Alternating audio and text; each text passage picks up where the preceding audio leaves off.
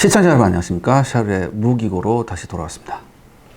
오늘은 오랜만에 헬기 얘기인가요? 네, 2년쯤 전에 제가 마리논 무장형에 대한 얘기를 한번 했었죠. 그 이후에 처음인 것 같은데 그동안 전차와 항공기 등등의 좀 이슈가 많았죠. 그 다음에 뭐 여러 가지 긴급 이슈도 있었고 그래서 자꾸 우선순위에서 좀 밀렸었어요. 근데 지난해 이 LAH, 오늘 소개드릴 LH는요, 양산 계획이 의결이 됐습니다. 그래서 본격적인 양산을 거쳐서 우리 군에 배치될 계획입니다.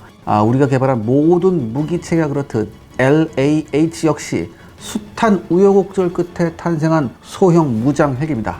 그만큼 곱지 않은 시선이 있었던 것도 사실이죠. 그래서 샤르 군사연구소에서는요, 우리 공격 헬기 사업의 시작이 될 LAH에 대해 알아보는 시간을 가져보고자 합니다.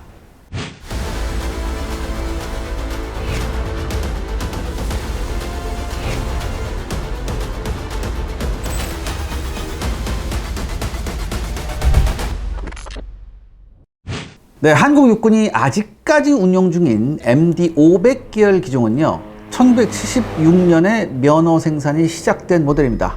이미 80년대부터 이를 대체하기 위한 여러 가지 프로젝트가 존재했었죠. 그러니까 워낙 이게 복잡해요. 그러니까 제가 간단하게만 정리해 드릴게요. 먼저 80년대 중반에 시작된 KLH 사업이 있습니다. 이게 뭐냐면 코리안 라이트 헬리콥터, 한국형 경헬기 사업이에요. 그러니까 이게 뭐냐? AH-1S를 보조할 스카웃 헬기를 개발할 목적이었습니다. 뿐만 아니라 이 기회에 낡고 성능이 부족한 MD-500도 죄다 교체하려고 했었죠. 이 MD-500은 보통 이제 500MD라고도 해요. 근데 뭐 이제 상관없어요. 뭐 MD-500이건 뭐건. 그런데 이 후보 기종들의 성능 미달과 소요 대수의 감소로 결국 1997년 BO-105 12기를 면허 생산하는 그런 어이없는 종결을 맞죠. 그 다음이 1995년에 시작된 KMH-95입니다. ADD는요, 육군의 ROC를 충족하는 헬기를 자체 개발하기로 결심합니다. 그리고 이에 합당한 소형 다목적 헬기 KMH를 제안하게 되죠. 그래서 1995년에 정식 ROC로 채택이 됩니다. 하지만 곧 뭐가 터졌죠? IMF가 터집니다. 그래서 결국엔 이 계획도 엎어지게 되죠. 그리고 각고의 노력 끝에 IMF를 극복하기 시작한 2001년부터 다시 사업이 부활합니다. 그게 바로 KMH-01로 명명이 되죠. 이 KMH 프로그램 초기 목표는요, 사실 MD-500 기종을 대체할 수 있는 이륙 중량 4에서 6톤 사이의 소형급 기종의 개발이었습니다. 그런데 이게 사업 확대를 노리는 기업들의 로비 과정에서 UH-1을 대체하는 중형급 기종으로 대형화됩니다. 따라서 KMH-1은요, 기동 헬기와 공격 헬기 두 개의 기종을 동시에 개발해 경공격 헬기, 수송 헬기, 그다음에 본격적인 공격 헬기까지 최다 대체하는 야심찬 프로젝트가 됐죠. 이에 따라 헬기의 크기 또한 최대 이륙 중량 7,000에서 8,000파운드급에서 15,000파운드급으로 대형화됩니다. 생산 대수도 약 500여 대로 초대형 프로젝트로 탈바꿈하죠. 하지만 2004년 9월 국회 예결위에 감사 청구가 있었어요. 그리고 그 결과 경제적, 기술적 타당성에 문제점이 지적되었습니다. 결국 사업 전면 재검토가 결정이 되고요. KMH-01 사업도 종결이 됩니다. 그리고 2005년에 다시 KHP로 이름을 변경한 사업이 시작됩니다. 즉 코리안 헬리콥터 프로그램이죠. 그러니까 여러분, 이 사업명이 이렇게 자주 바뀌는 것은요, 그만큼 개념 정립과 사업의 목표가 수시로 바뀌면서 불분명했다는 거예요. 아무튼 이렇게 해서 새롭게 등장한 수송용의 수리호는 MD-500 기종을 대체하기에는 너무나 대형의 모델이었습니다. 당연히 생산비와 운영비상의 부담이 너무 컸죠. 그래서 2008년 ADD 연구 결과를 바탕으로요, 하이급 공격 헬기는 소량 해외 직도입을 하는 걸로, 그러니까 이게 AHX 프로그램이었고 이게 아파치 도입으로 이어지죠. 이렇게 됐고, 로우급 공격 헬기는 수리홈과는 별개 모델의 국산화가 결정이 됩니다. 그런데 여기서 무슨 얘기가 나오냐? 이 경헬기는 민수 판매를 겸해야 한다는 엉뚱한 조건이 붙어요. 따라서 전용 공격형 기체 개발을 포기하게 되죠. 왜냐하면 민수용으로도 판매가 가능해야 되니까. 그러니까 공격 전용 기체, 즉 텐덤식으로 하는 걸 이게 포기돼 버려요. 그리고 민수용으로도 판매가 가능한 형상에다가 어떻게 무장을 탑재한 무장 헬기로 변경이 되는 겁니다. 명칭도 공격 헬기 KAH, 즉 코리아 어택 헬리콥터 사업에서 소형 무장 헬기, 즉 LAH, 라이트 아임드 헬리콥터 사업으로 변경이 되죠. 다행히 당시 산자부는요, 항공산업 육성을 위해서 4톤급 민수용 헬기 개발 사업을 검토하고 있었습니다. 그래서 2012년 4월에 산자부와 국방부가 공동으로 민간용 LCH, 라이트 시빌 헬리콥터와 군사용 LAH를 연계해 개발한다는 사업안이 결정되죠.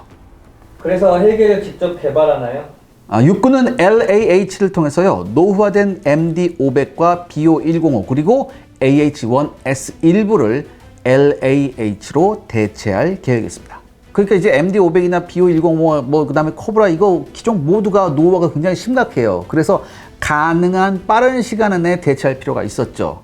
이에 LAH 사업은요, 수리온의 사례처럼 해외 업체와 연계하게 됩니다. 즉 이미 개발이 완료된 기체를 바탕으로 한국제 헬기를 공동 개발하는 형태가 되는 거죠. 그래서 LAH와 LCH 연계 개발 사업에 총 1조 6천억 원의 개발비가 투입됩니다. 그러니까 방사청이 LAH 개발에 6,500억, 산자부가 LCH에 3,500억, 그 다음에 개발과 생산을 담당하는 카이가 2천억, 그리고 해외 공동 개발업체가 4천억 원을 투입하기로 결정한 거죠.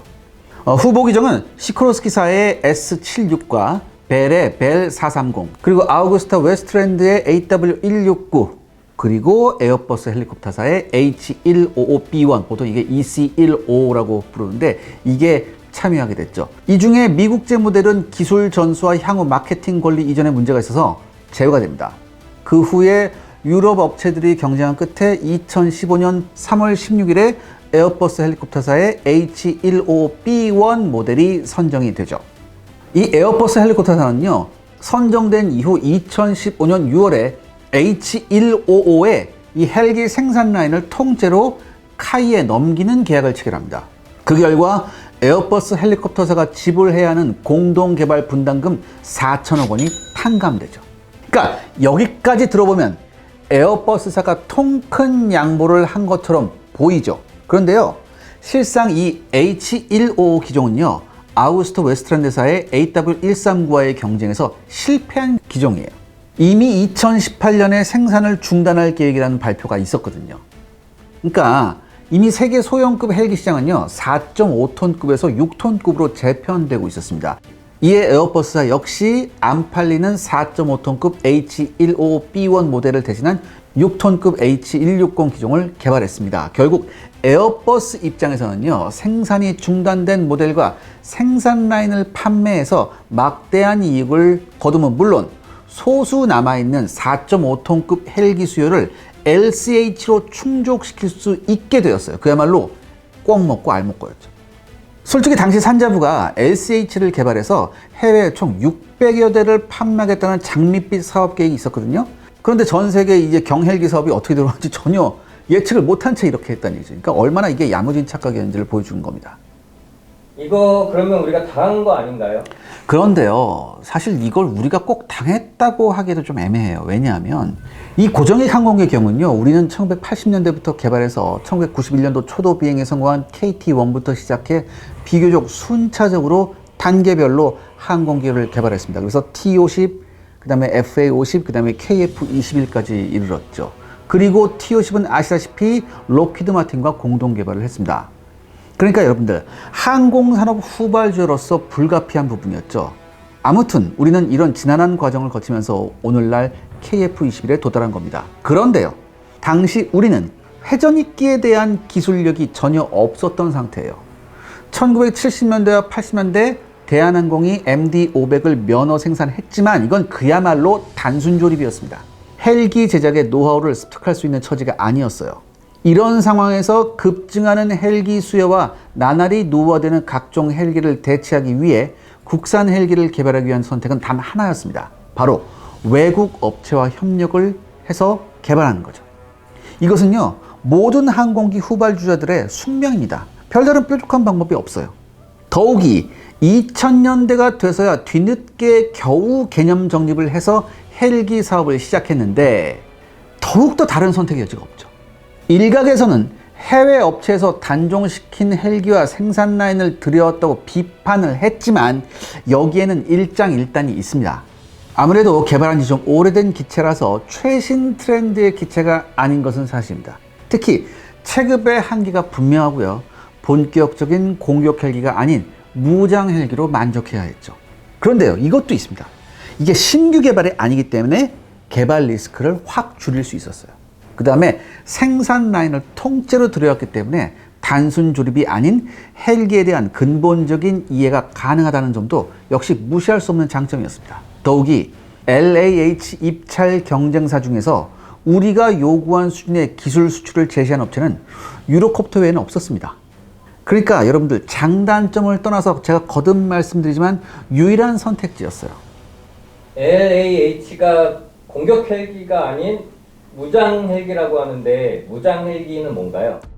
네, 이 서유럽은요 1970년대 초반 강력한 소련 기계화 부대에 맞서서 4.5톤급 소형 헬기인 링스, 그 다음에 BO-105와 SA-342 가젤 등의 4발에서 6발의 대전차 미사일을 장착한 무장 헬기를 등장시킵니다.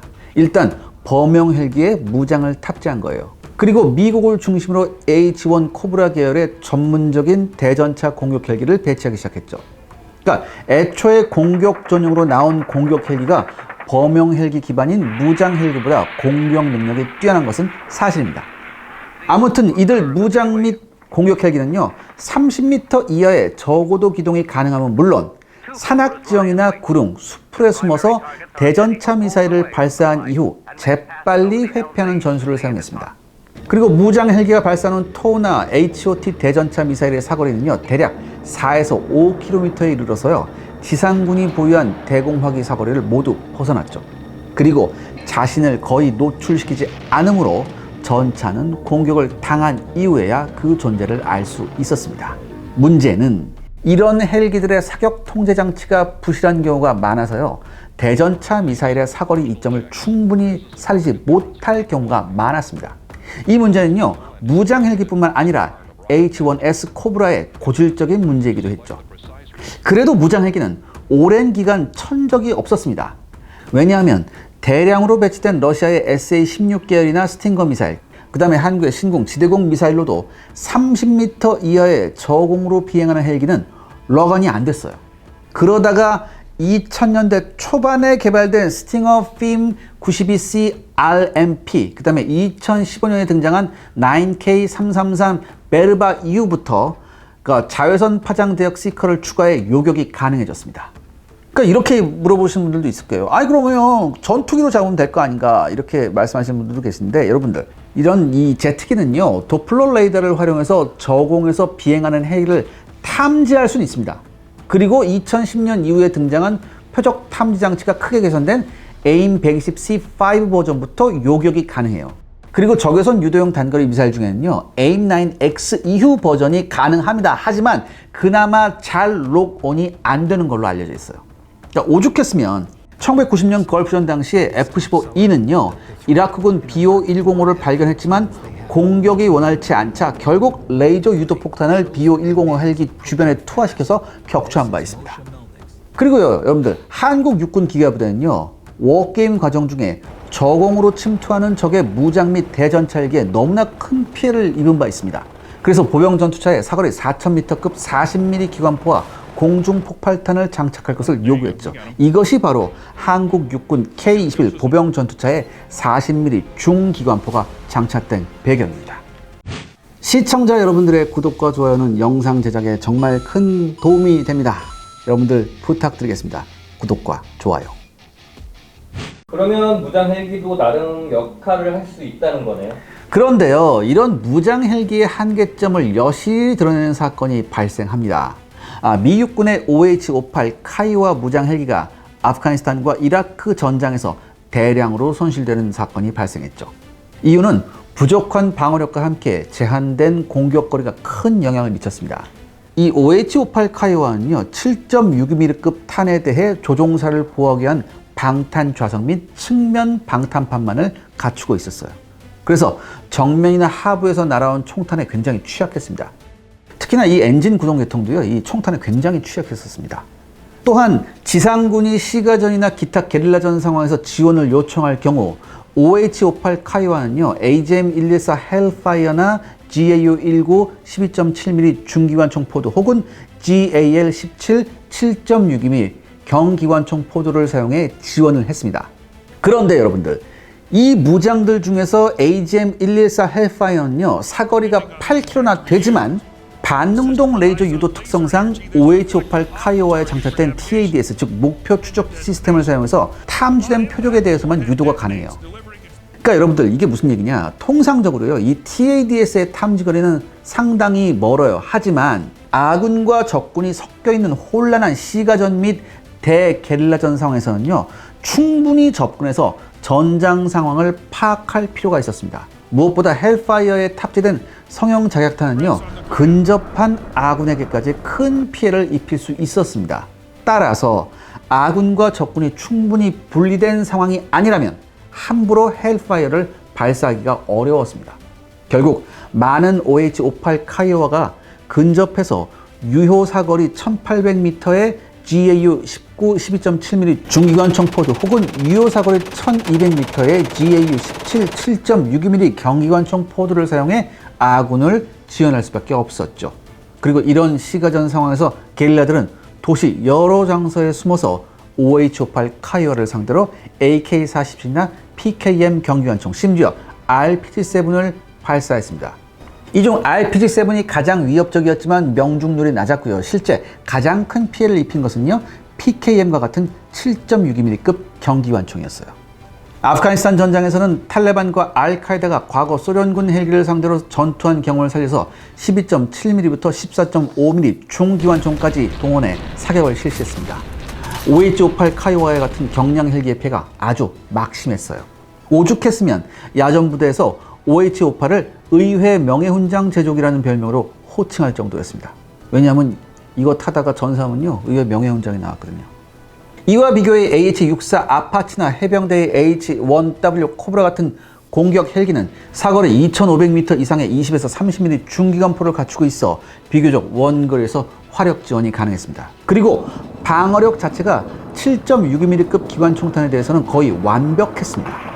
그리고 12.7이나 14.5mm급 중기관총 사격에 대해서는 상당한 내탄성을 갖추고 있어서 격추되는 사례가 거의 없었어요.